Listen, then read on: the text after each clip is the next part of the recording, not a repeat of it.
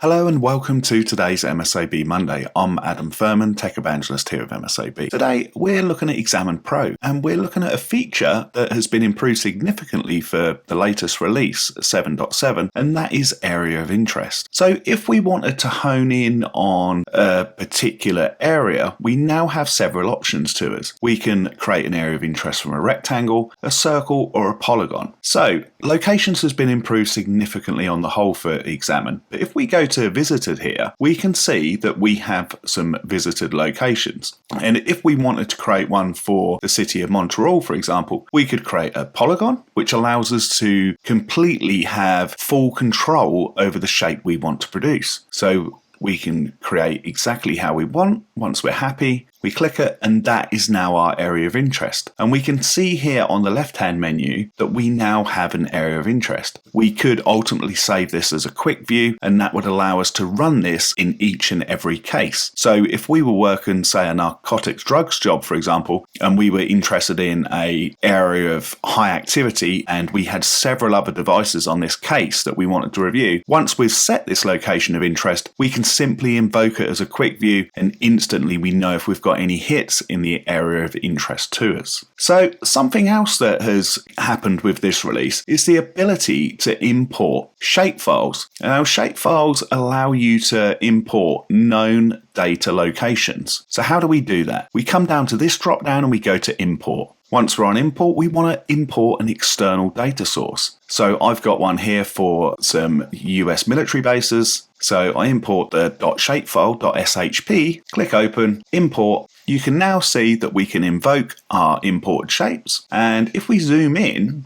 we can now have a look at all of the locations that have been imported. Now, the beauty of this is being able to right-click one of those shapes and create an area of interest from that feature, allowing us to instantly create that perfect area of interest. We hope that you can see how Maps has been improved with the latest version of XAMN, and will join us again soon.